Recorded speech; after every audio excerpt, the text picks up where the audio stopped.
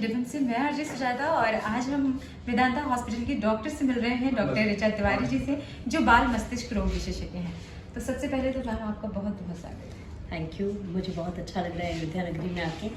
आप सबका बहुत बहुत धन्यवाद। मैम, बच्चों से जुड़े सवाल है, तो पहला सवाल यही है कि बच्चों में मस्तिष्क से जुड़े जो रोग हैं उनके क्या क्या कारण हो सकते हैं?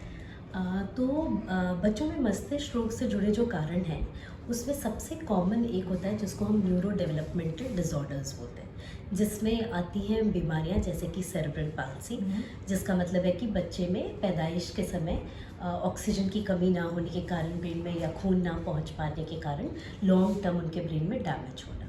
दूसरा है व्यवहारिक समस्याएं जैसे कि ऑटिज़म या ADHD, जिसमें बच्चों में बहुत ज़्यादा चंचलतापन, अच्छा व्यवहार ना कर पाना, अपनी बात दूसरों तक ना पहुंचा पाना, रेपिटेटिव बिहेवियर्स या स्टीरियोटाइप बिहेवियर्स जिनको हम बोलते हैं।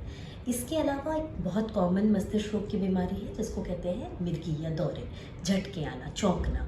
तो ये सारी कॉमन बीमारियां हैं। बाकी जो बड़ों में मस्तिष्क रोग की बीमारियां होती है जैसे कि सिर में दर्द अक्सर बने रहना, रीढ़ की समस्याएं, रीढ़ की डिफेक्ट्स होना, ये सारी चीज़ें बच्चों में मस्तिष्क रोग की कॉमन बीमारियां हैं। तो इसके लक्षण कैसे, शुरुआती दौर में कैसे पहचाना जाए इसको? तो अपनी उम्र से बच्चे का विकास ना हो पाना, मानसिक विकास ना हो पाना, अपनी स्कूल में पढ़ाई में बहुत कमज़ोर रहना, दूसरे बच्चों के साथ ना खेल पाना, अपनी बात को अच्छे से ना समझा पाना, बाकी मिर्गी जैसे हम अक्सर देखते हैं या सुनते आए हैं, मिर्गी के झटके आना, चौंकना, अच्छी तरह से नींद ना ले पाना, ये सारे इनके लक्षण हो सकते हैं। बराबर बच्चे का कंप्लेंट करना कि उसको सिर में दर्द हो रहे हैं, दिन में काफ़ी देर तक या कई बार देखना कि बच्चा गायब रह रहा है, ये सारे मस्तिष्क रोग के लक्षण हो सकते हैं। तो शुरुआती दौर में क्या उपाय हो सकते हैं इसको ठीक करने के लिए मामला में? तो जितनी जल्दी पहली चीज़ तो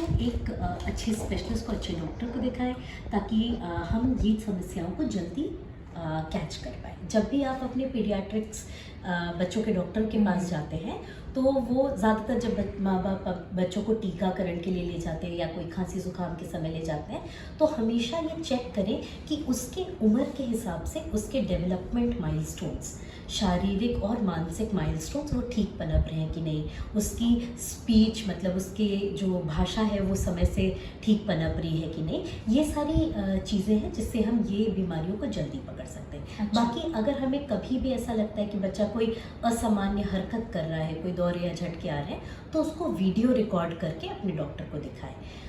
बाकी ऑनलाइन कंसल्टेशंस की सुविधाएं भी उपलब्ध हैं अब तो कई जगह।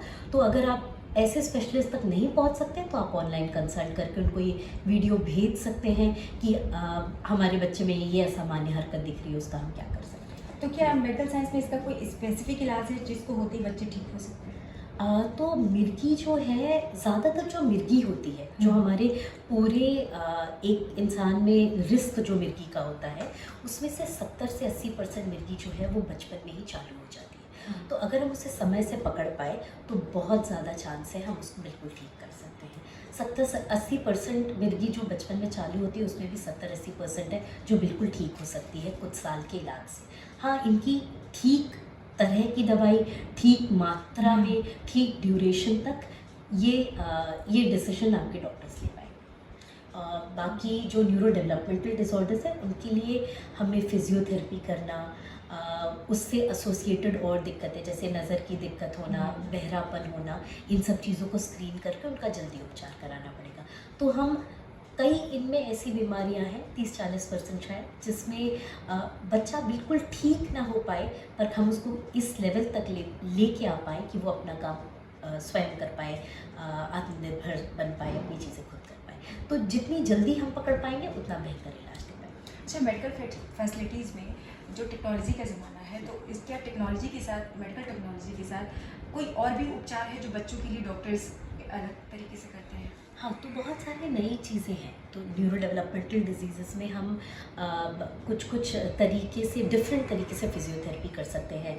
वर्चुअली फिजियोथेरेपी करा सकते हैं, वर्चुअल रियलिटी, ऑगमेंटेड टेक्नोलॉजीज, ऐसी बहुत सारी चीज़ें हैं स्पीच थेरेपी टेक्नोलॉजी की मदद से, जिससे बच्चे को अच्छा अनुभव मिल सकता है। ठीक।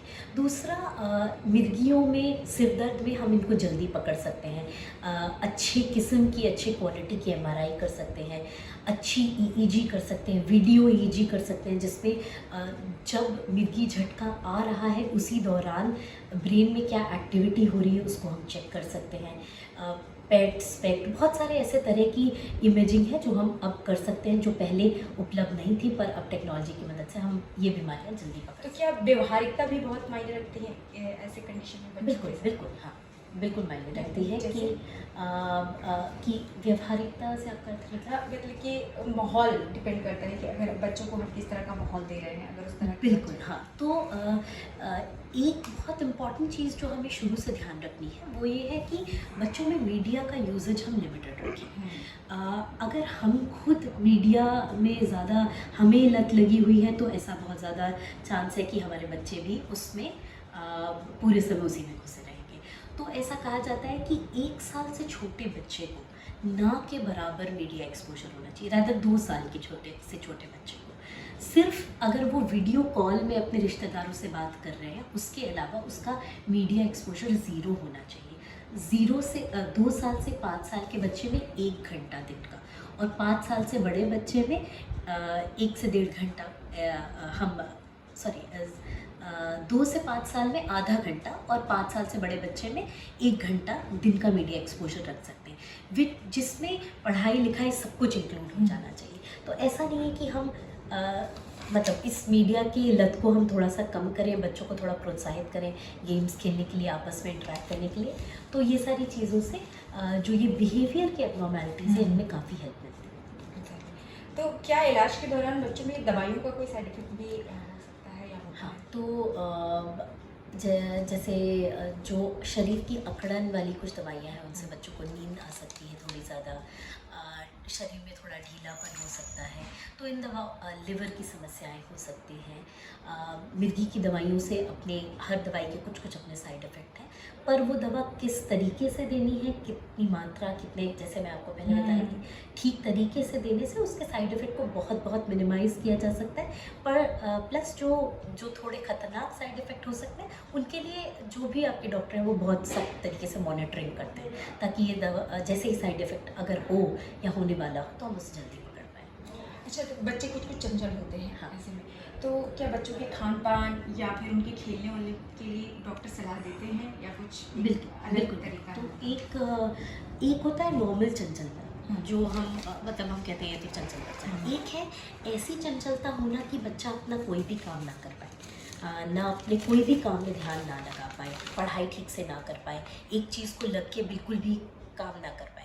तो ये थोड़ी चीज़ें हैं जो कि ADHD या हाइपर एक्टिविटी डिसऑर्डर की तरफ संकेत देती है।